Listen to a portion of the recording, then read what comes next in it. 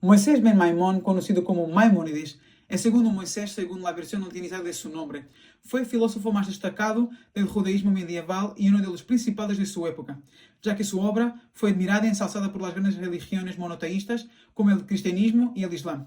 Nació en Córdoba en el seno de una familia de jueces. La fecha de su nacimiento es objeto de debate histórico, situándose entre 1135 y 1138.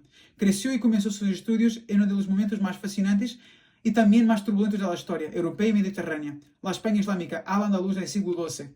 La invasión almohadada en 1148 puso fin a la era de coexistencia en Córdoba, lo que obligó a la familia a llevar una vida errante por al-Andaluz durante casi una década para escapar de la conversión o de la muerte. En Fez, Marruecos, andando y Irán, la familia vivió en un criptojudaísmo, adoptando una apariencia islámica en público para sobrevivir. Tras la muerte de su padre, la familia se mudó a Fustat, El Cairo. En 1169, su hermano David, que mantenía a la familia como comerciante de joyas, murió en un naufragio en el Océano Índico. Con su muerte se perdió la fortuna de la familia. Maimónides cayó en una profunda depresión y permaneció prostrado en cama durante casi un año. Tras la tragedia familiar, la fama de Maimónides como médico creció rápidamente.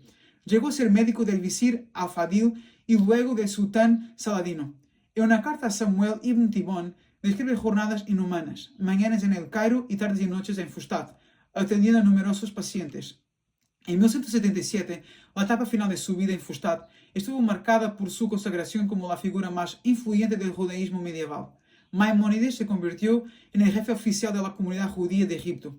Como líder Nagid, actuaba de intermediario entre los judíos y el gobierno de Saladino, gestionando asuntos jurídicos, fiscales y sociales. A los 23 años durante su exilio, escribió Kitab al-Siraj, un comentario en árabe a la Mishnah. En la introducción a Elec presenta los 13 principios de la fe, que se convirtieron en el credo central del judaísmo ortodoxo, organizado en 3 secciones: Dios, revelación y profecía. La Mishneh Torah es su obra de codificación jurídica más importante escrita en hebreo. Maimónides organizó la obra en 14 libros, sistematizando todas las leyes judías para que cualquiera pudiera comprenderlas sin necesidad de consultar todo el Talmud. El número 14 en hebreo se escribe con las letras Yod y Dalet, que forman la palabra Yad, mano. También escribió un libro dirigido a los intelectuales titulado Moreh Nevuchim, más conocido como Guía de Perplejos o Descarriados. Este libro trata de conciliar la fe religiosa con la razón aristotélica. Fue una obra controvertida que llegó a ser quemada públicamente. Escribió 10 tratados de medicina, entre ellos el régimen de salud y aforismos médicos, centrándose en la medicina preventiva, el bienestar holístico y el equilibrio emocional. En la epístola a Yemen actuó como un líder espiritual, utilizando su autoridad para dar esperanza a su comunidad. Maimónides defendía que la razón y la fe no se contradicen, siendo la razón un don de Dios. Transformó el judaísmo al establecer que la ignorancia nunca puede ser una virtud religiosa. Para Maimónides, la fe y la razón no son instrumentos antagónicos, sino compatibles y necesarios para alcanzar un mismo fin, el conocimiento. Aunque intentara racionalizarlo todo, para él Dios no tiene cuerpo ni atributos físicos. Escribe en su tercer principio de fe que creo con fe perfecta que el Creador no es un cuerpo ni lo afectan propiedades corporales, y que no hay ninguna semejanza entre él y ninguna de sus criaturas. En su Guía de Perplejos, Maimónides plantea que los humanos no pueden comprender a un Dios infinito. Solo podemos conocerlo por lo que no es o a través de sus acciones en el mundo. Al decir que Dios está vivo, es uno y es poderoso, se afirma que Dios no está muerto, no es múltiple y no carece de fuerza. Maimónides defendía la profecía como la perfección de la inteligencia y la imaginación guiada por el intelecto activo. Consideraba a Moisés único. Su profecía era directa al intelecto, sin sueños ni símbolos, pues hablaba cara a cara con Dios. Maimónides sostenía que la providencia divina depende del intelecto. Cuanto más desarrolla el hombre su mente, más recibe protección divina, y el mal es solo ausencia de bien. Afirmó que la divina providencia es una manifestación de la inteligencia divina, y los seres inteligentes y capaces de comprender las cosas asequibles a la razón son los que se benefician y son regidos por la providencia divina.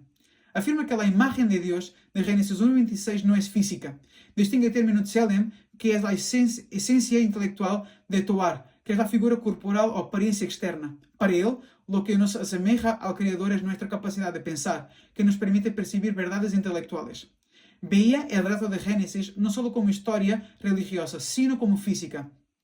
El Maser Bereshit es el estudio del mundo natural. Afirmó que nadie puede acceder a la metafísica sin antes comprender las leyes de la naturaleza, y la ciencia es el paso obligatorio para conocer a Dios racionalmente.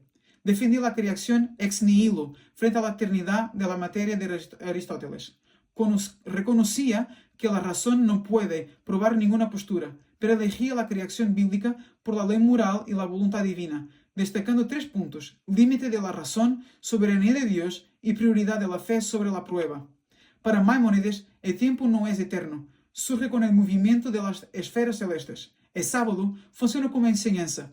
Al detenerse recordamos que el universo tuvo un comienzo. Además, es una prueba ritual que confirma la creación ex nihilo y protege culturalmente la fe frente a la idea de un mundo eterno.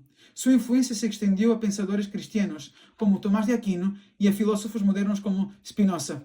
La inscripción de su tumba resume su grandeza. De Moisés a Moisés no ha surgido nadie como Moisés.